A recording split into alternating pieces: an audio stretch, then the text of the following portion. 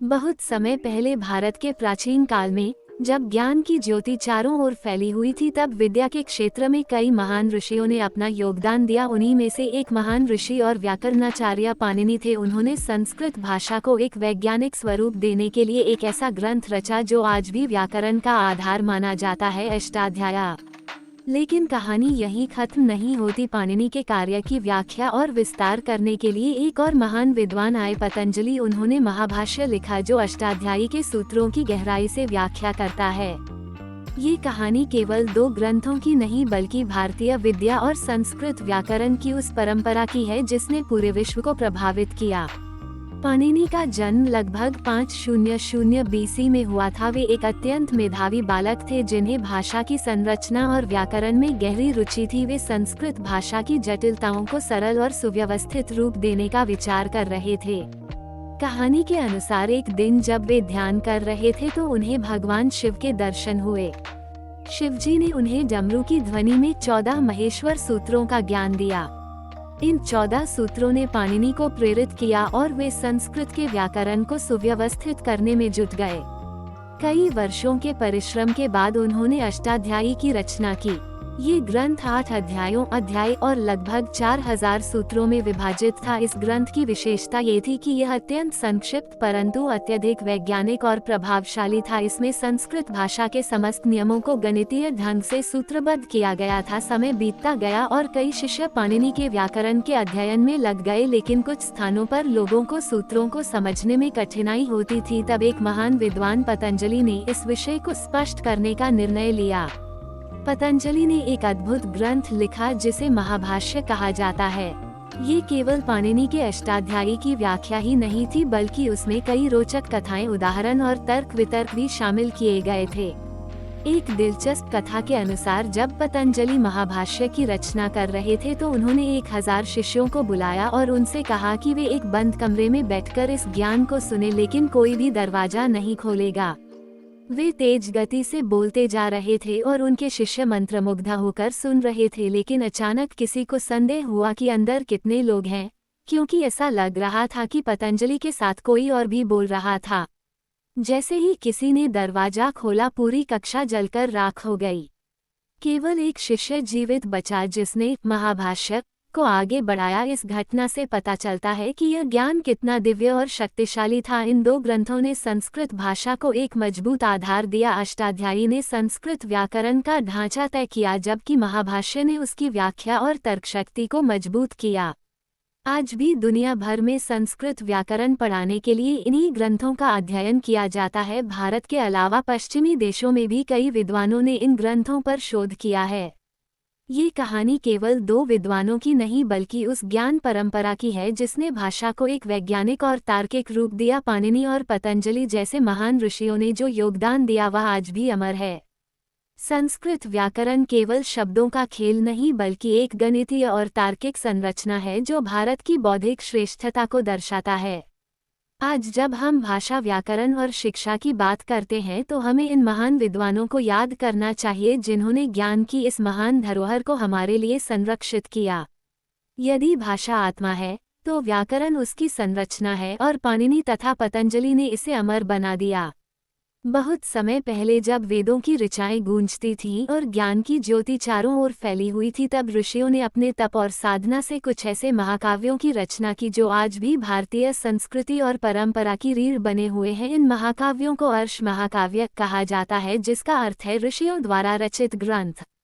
इनमें सबसे प्रमुख हैं रामायण और महाभारत। ये केवल कहानियां नहीं बल्कि जीवन के मूलभूत सिद्धांतों, धर्म, नीति और मानव भावनाओं को दर्शाने वाले ग्रंथ हैं। इनके पात्र केवल पौराणिक नायक नहीं बल्कि ऐसे चरित्र हैं जिनकी शिक्षाएं आज भी लोगों को सही मार्ग दिखाती हैं। ऋषि वाल्मीकि द्वारा रचित रामायण भारत का सबसे प्राचीन महाकाव्य है। इसे आदिकाव्य भी कहा जाता है। कहते हैं कि वाल्मीकि पहले एक डाकू थे, लेकिन ऋषि नारद के मार्गदर्शन में वे एक महान ऋषि बन गए। एक दिन जब वे नदी के किनारे तपस्या कर रहे थे, उन्होंने एक शिकारी को क्रौंच पक्षी के जोड़े में से एक को मारते हुए देखा। मादा पक्षी अपने मृत साथी को देखकर विलाप करने लगी।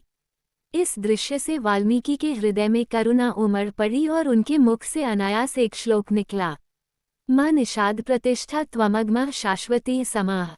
यत्क्रौञ्चमिथुनदेकम अवधि कामोहितम। हे शिकारी, तुझे कभी भी शांति प्राप्त न हो क्योंकि तूने प्रेम में मग्न इस निर्दोष पक्षी को मार दिया। ये संस्कृत का पहला छंद था और यहीं से काव्यशैली का जन्म हुआ। बाद में देवर्षि नारद के कहने पर वाल्मीकि ने श्रीराम के जीवन पर आधारित रामायण की रचना की, जो 24,000 श्लोकों और 7 कांडों में विभाजित है। रामायण की कथा अयोध्या के राजकुमार श्रीराम के जीवन पर आधारित है। वे सत्य, धर्म और मर्यादा के प्रतीक थे। उनकी पत्नी सीता, उनके भाई लक्ष्मण और भक्त हनुमान जैसे पात्र भी इस कथा का अभिन्न हिस्सा हैं। रामायण की कथा हमें धर्म, कर्तव्य, प्रेम और त्याग का संदेश देती है। श्रीराम का वनवास, रावण का वध और अयोध्या वापसी एक आदर्श राजा और आदर्श मानव की गाथा है। रामायण के बाद दूसरा सबसे महत्वपूर्ण अर्श महाकाव्य है महाभारत, जिसे महर्षि वेदव्यास ने रचा था। इसे सबसे बड़ा महाकाव्य कहा जाता है क्योंकि इसमें 1 लाख से अधिक श्लोक हैं। महाभारत की कथा एक महान युद्ध की कहानी है जो कौरवों और पांडवों के बीच हुआ। इस युद्ध में धर्म और अधर्म की टकराहट होती है। इसमें कई रोचक पात्र हैं जैसे युधिष्ठिर, भीम, अर्जुन, द्रौपदी, दुर्योधन और कर्ण। इस महाकाव्य का सबसे महत्वपूर्ण भाग भगवद गीता है, जो श्री कृष्ण द्वारा अर्जुन को दिया गया दिव्य ज्ञान है। श्री कृष्ण अर्जुन को बताते हैं कि धर्म और कर्तव्य सबसे ऊपर हैं और किसी भी स्थिति में मनुष्य को अपने कर्तव्यों का पालन करना चाहिए। महाभारत केवल एक युद्ध की कहानी नहीं है, बल्कि इसमें राजनीति, कूटनीति, प्रेम, द्वेष, लालच और आध्यात्मिक ज्ञान का गहरा चित्रण है। ये हमें ये सिखाता है कि हमारे कर्मों का परिणाम अवश्य मिलता है। कभी कभी साहित्य और कला के क्षेत्र में कुछ ऐसे कालखंड आते हैं जिनकी महिमा कभी फीकी नहीं पड़ती। ऐसा कालखंड क्लासिकल युग कहलाता है। संस्कृत साहित्य में कई ऐसे ग्रंथ हैं जो अपनी उत्कृष्टता के कारण कालजयी बन गए।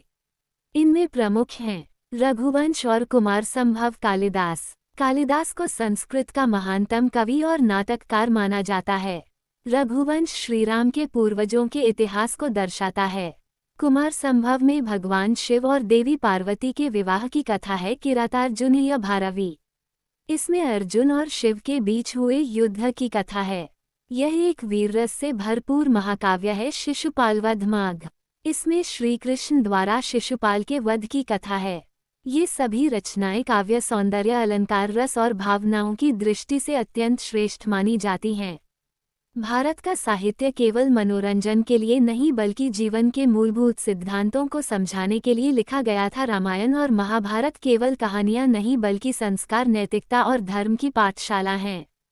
इसी प्रकार क्लासिकल संस्कृत साहित्य ने भाषा और काव्यशैली को नए आयाम दिए। ये ज्ञान आज भी हमारे जीवन को दिशा देने वाला है। संस्कृति की जड़ें जितनी गहरी होती हैं, समाज उतना ही मजबूत होता है। रामायण और महाभारत केवल ग्रंथ नहीं बल्कि भारतीय संस्कृति की आत्मा है। तो दोस्तों, आज हमने जाना कि रामायण और महाभारत जैसे अर्श महाकाव्य केवल कहानियां नहीं बल्कि संस्कार, नैतिकता और धर्म की अमूल्य धरोहर हैं। साथ ही कालिदास, भारवी और माघ जैसे महान कवियों की कृतियों ने संस्कृत साहित्य को क्लासिकल युग में ऊंचाइयों तक पहुंचाया। यदि आपको ये जानकारी पसंद आई हो और आप ऐसे ही शिक्षाप्रद और रोचक वीडियो आगे भी देखना चाहते हैं तो वीडियो को लाइक करें, शेयर करें और चैनल को सब्सक्राइब करना न भूलें। इसके अलावा कमेंट सेक्शन में हमें बताइए कि आपको सबसे ज़्यादा कौन सी बात रोचक लगी। क्या आप रामायण, महाभारत या किसी अन्य प्राचीन ग्रंथ से जुड़ी कोई और कहानी सुनना चाहेंगे? आपके सुझाव हमारे लिए बहुत महत्वपूर्ण हैं। धन्यवाद। मिलते हैं अगले वीडियो में एक और रोचक विषय के साथ।